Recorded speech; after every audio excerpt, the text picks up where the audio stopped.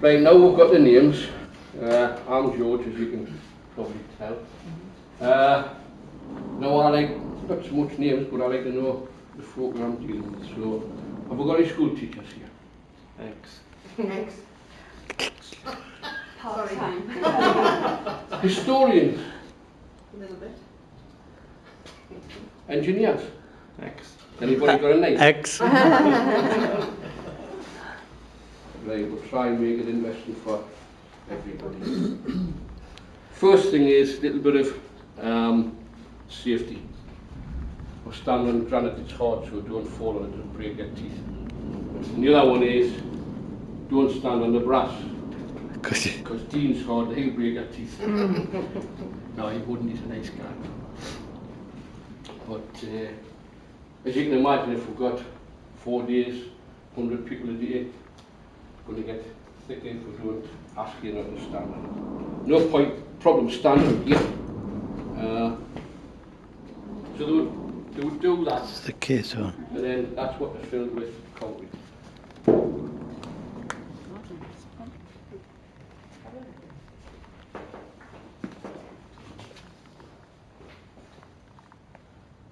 You can see a crane, exactly the same thing. The castellation's on the bottom part of the final drive. It's a rack and pinion gearbox. So when we go next door, you can see the big cog that fits in. Under the road you've got what they call a centre press. It's a trough, might be as big as this, I've never bothered to measure it. And on the main gird of the bridge itself, there's a foot that fits inside of this circular bowl, for want of a better way of putting it. Various packings around it to keep the water in. That's about 1.5 inches deep, and that supports 900 tonne of the bridge. So we take water and pump it at 600 pound a square inch or thereabouts into this centre press, and it takes, like I say, 900 tonne. Reduces the friction, it also reduces the weight on the rollers. The rollers, 3 foot down, that 2 foot across. At the minute, the bridge is at rest, excuse me, about 5 tonne on each roller. When we're swinging, about 8 tonne. The red framework is purely and simply to keep the rollers on the trot path, on the path that it runs round. In essence, it's just a massive roller bearing, same as what you've got in a bicycle or anything like that. If we're to go under the road, which we're not going to do, there's a massive angle bar which terminate around the foot of the centre press. So as the rollers turn, the bridge actually turns faster in the middle of it. We know this because we had a job in there 2 or 3 years ago. We had to lie on plywood, and watch and listen, because we thought something was going wrong in there.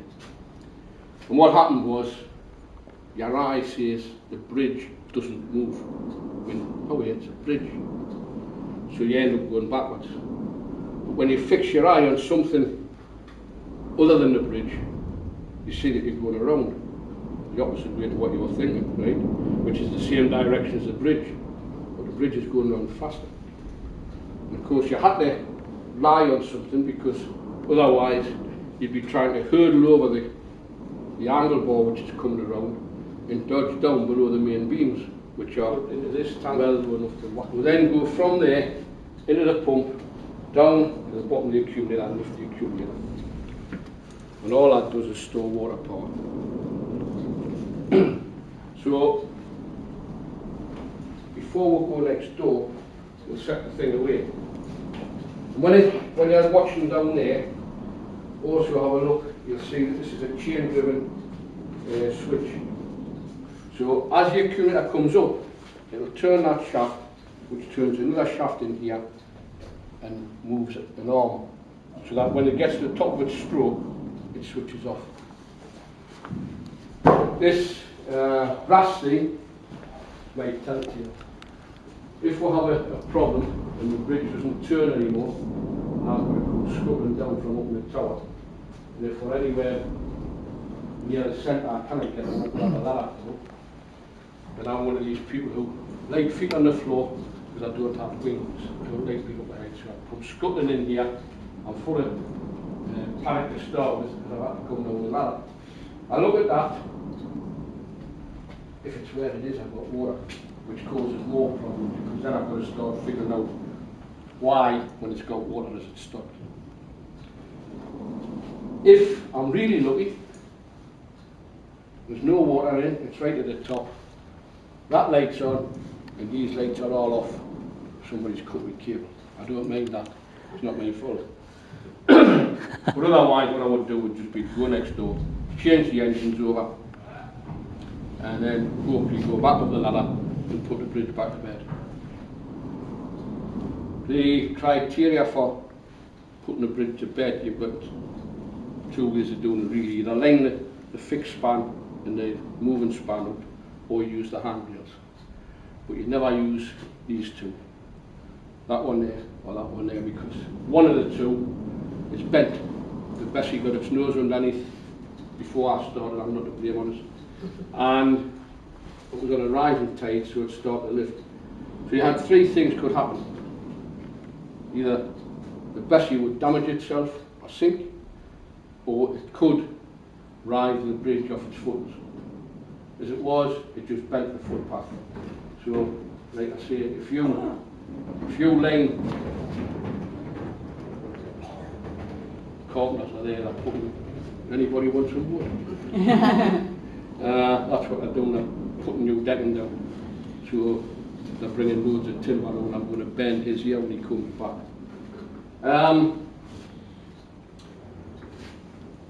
Give us a clue, I've lost myself.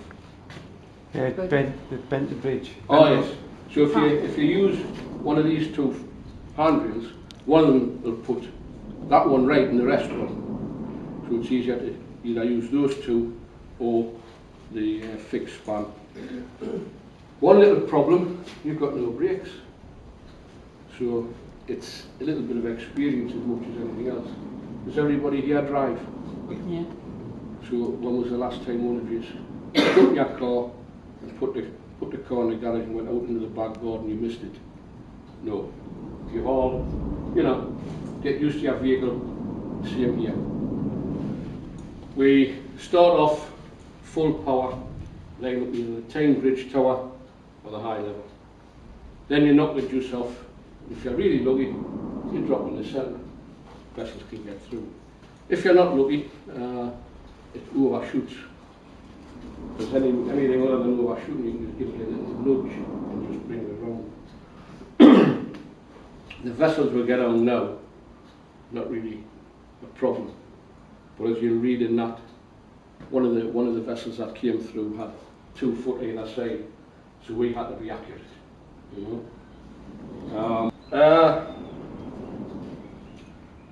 What happened was in 1963 they decided they would take the timber deck off that were hard and put an aluminium deck on.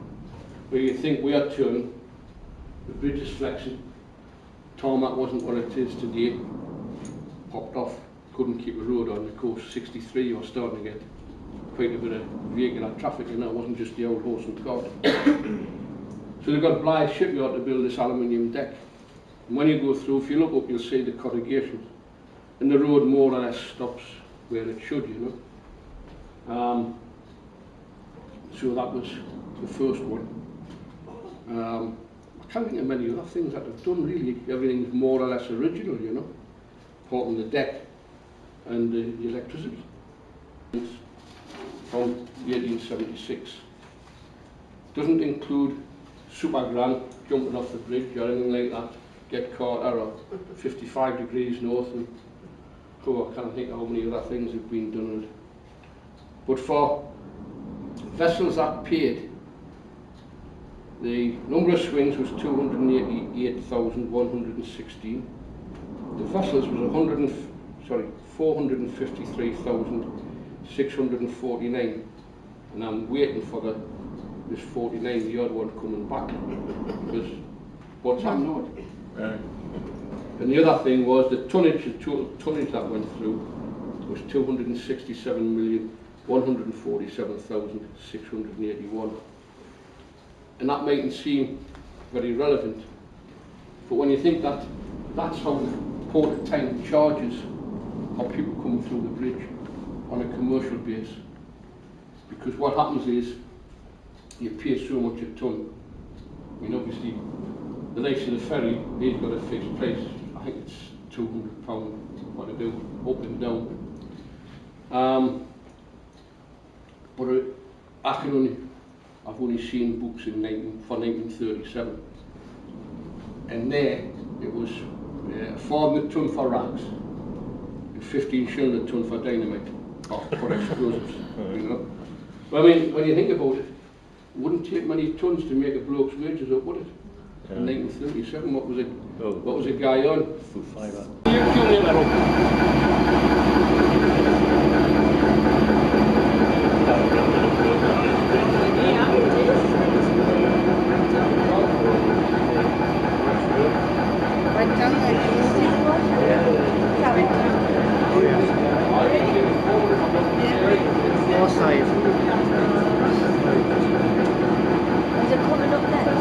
Leading movements.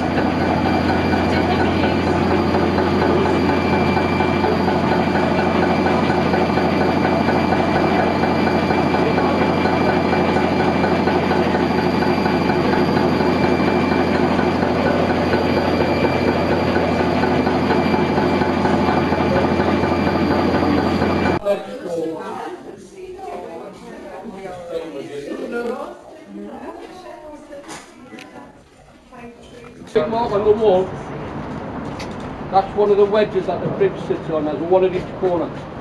In front of that you've got a jack. So at the minute the jack's up and the wedge is in place. And that holds the bridge where it should be. When we're going to swing, send the jack down, it lifts the end of the bridge about 3 inches. Pull the wedge out, it's a single acting cylinder. And we've got another tube on the front. And that gets thrown along, we pull it back in. In the top. Aye. If you look above your head, you'll see the corrugated line.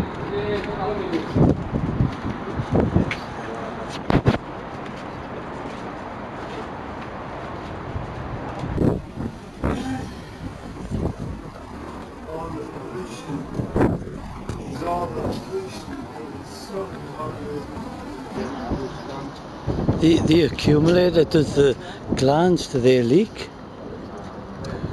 Frequently and Because severely. I worked at Vickers and they used to have water-powered presses and a heap of bother, like keeping them right. They weren't the words that come to mind. Did you know Bill Stewart? No, He was a singer. no. Lived in Batworth. Of one of the pillars, and you've got another 2 of those, Oh, right. 10 foot wider again. So you can imagine how narrow that channel was if you go below the water line. So, The other one, of course, is you're not going to get a better view of the castle keep from down here. So is that the tide out there? Coming out Vandals. that, gone down. Thank you. Okay, off to go. Right. Brilliant, thank you. Get on now.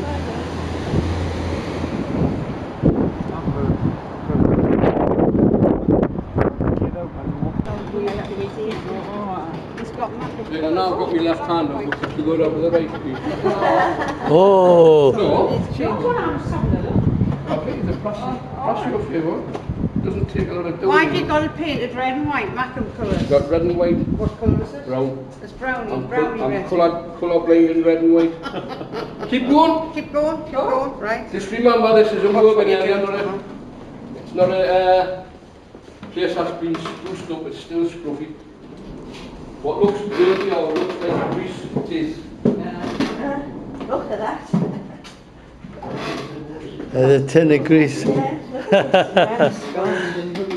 is caravan, using that underneath the caravan. Put on your sandwiches. That was done, yeah, it's done.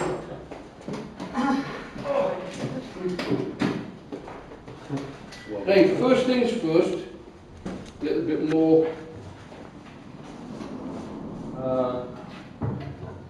safety. I just need to right. We had a lady come down here one day and decided to go like that. Oh. Oh, that's shiny. So anyway, that was alright. I mean, we could do it all the time. If anybody gets dirt on their hands, just come and see us. I'll give you a proper cloth. You'll have a nice orange smell and it'll get all the muck off. That's what we do. No, that, it's a little towel. So anyway, if you look at this dirty hand, you know, if you look at it, it's very, very sticky. Yeah. And I said to her, oh, it's all right, just like I said to you, we'll sort it out. But of course, she couldn't wait, so she says, it's all right, we'll sort that. And then she went, can't do clothes. Did you often wipe it off then? She had to wipe it off herself, I wasn't going to take the chance.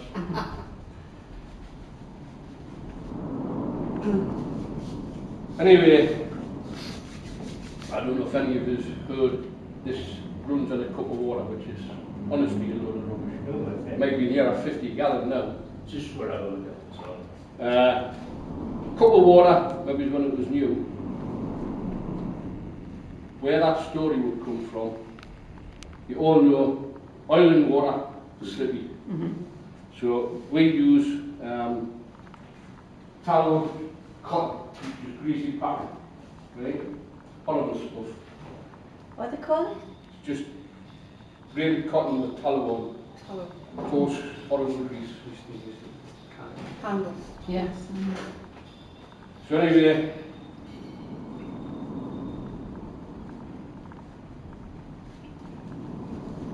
when you're on a turn, it gets hard because as daft as it might sound with water being there, it heats up, so it becomes brittle. Water, like I say, water and grease also gives lubrication. So that's why we've got these little leaks. The other one is, this place is that old. If I start pulling everything down for a little leak, I end up smashing the pipes. Can I get replacement pipes? What happens is they go out and tighten up. One of the lads gets a brass welding gear out, raises it up, but it leaves little rags inside. And of course,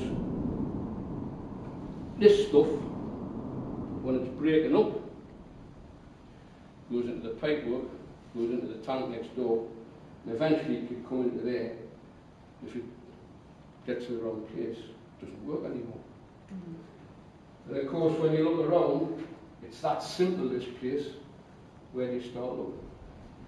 We had a problem one day. The lass jumped on the bridge at the wrong time. I back juiced it, I put it in reverse, which isn't a good idea, because, you know, this stuff's very low. Couldn't get the engine to work. So, didn't know what to do. I changed engines. I tried several times to get it running.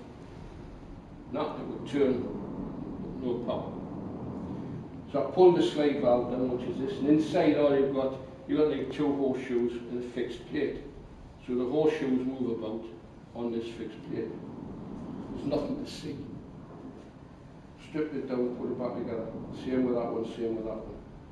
Went up and stripped the spare down, still couldn't see anything. So I went on to the second prayer mat of the fifth. Is 3 cylinders, 3 rams. There's no pistons in here. It's not like a car or a motorbike. I'm just thinking, you know, maybe Because you have pistons in the steam engines. Yeah. Oh, you want the steam engines, eh? Well, not really, but You never know. I pick big things up. It rubs off, doesn't it? I mean, they both and Yeah. So anyway, we'll pretend, because I never know which way this is going to turn when I do the demonstration. But we'll pretend, for the sake of ease, the one nearest to me is powered. That's the one that's pushing.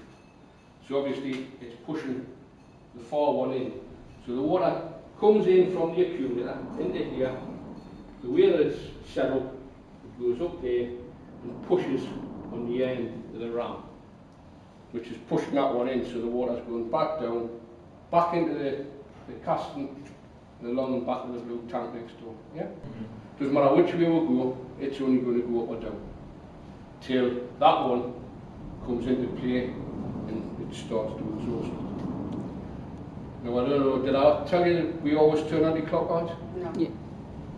Excuse me when you don't want to right? I mean, You did say it went anti-clock. You didn't realise it was going, but it goes anti-clockwise the same way as the bridge, didn't you?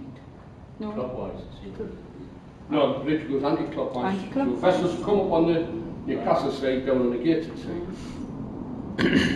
Now I don't know until, like I say, until I started off which way it goes. Right, what I ask is, if you get toes and fingers, yeah? Because the bar becomes a disaster because I'm keeping them.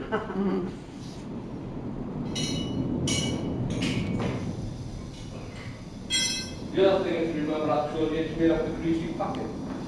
Sometimes this greasy packing just caught company, get a good jet of water coming up. So if anybody gets damp, I'm sorry. Is everybody clear? yeah. Yeah. The water just about hits that window, mate.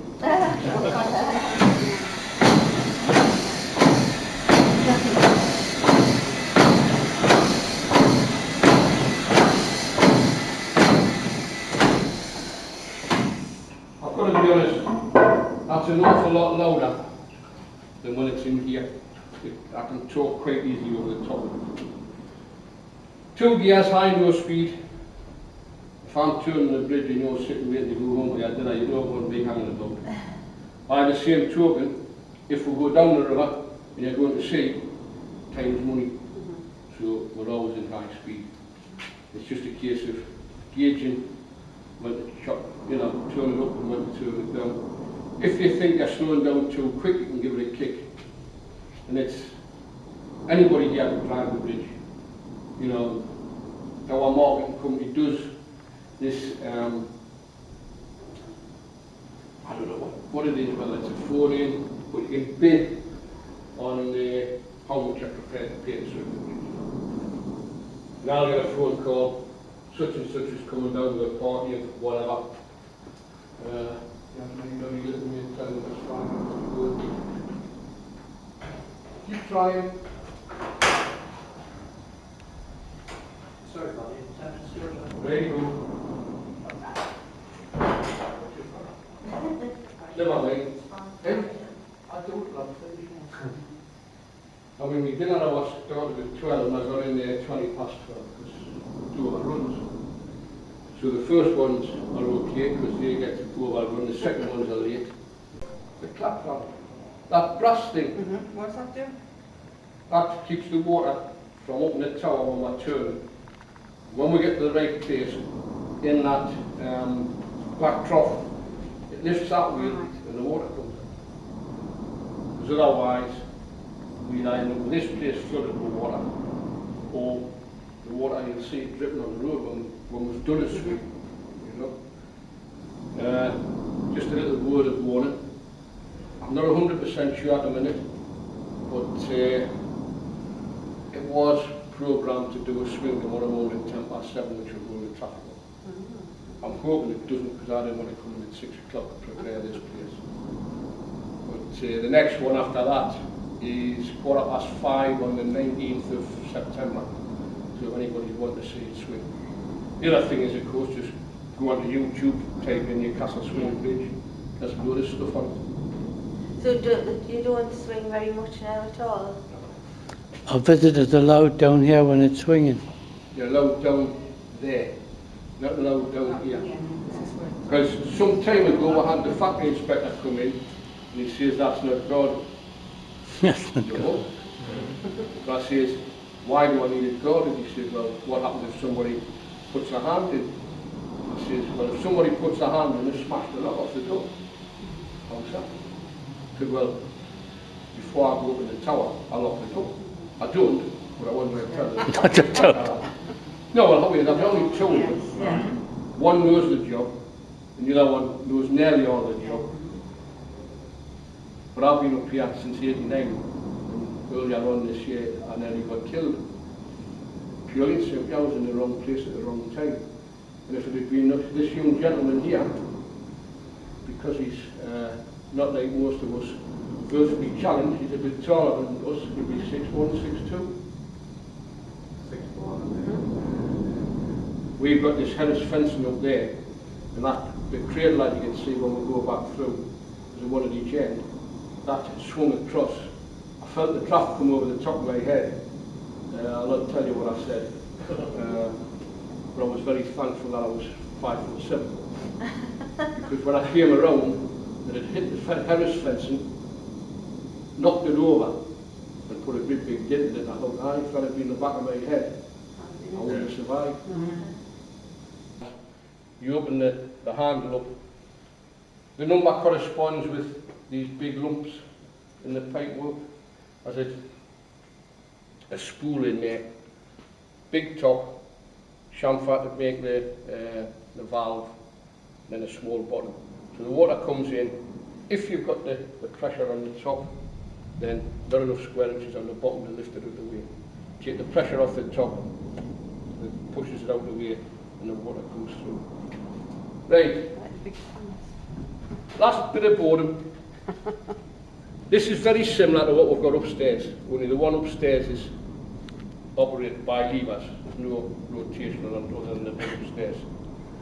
Throttle valve to here, one shaft, and that's your directional control valve.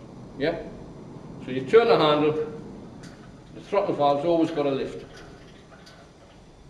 So throttle valve's up, directional control valve's up. And don't ask us which way we're going, because this one, never used, it would only be for maintenance, because what are you going to do? Who's on the bridge now? No idea. Plus you've got to be up in the tower to do the wedges and the rams. So it could only be for maintenance, and we prefer to use the stick. Right, so we're there, we're at neutral, go the other way. One shaft, directional control valves down here, throttle valve still lifted. And yes, we can see it's dead easy, because I've got this clever young lad who motor makers it happen. A piece of cake that. Right. Yes, we can see you can put a rocker arm on and 2 cheek plates and it always lifts. But will you see him tomorrow morning? Well, I don't know if you're married or not. I mean, I didn't want to imply that. You know, what I was going to say was, all right, I'll use the married couple. Tomorrow morning, get him to draw a picture of that on the back of an envelope. Right.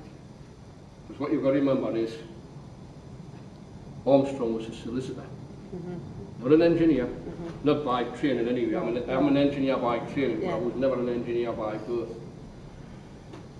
He invented this. He was an engineer by birth. I mean, he had a brilliant engineering mind.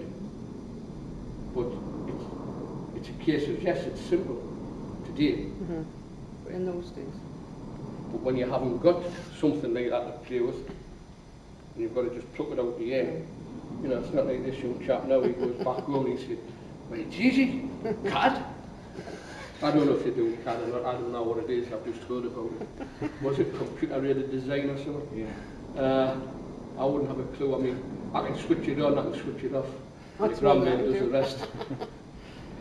But, no, just the stuff that he deals with, you know, bending these pipes.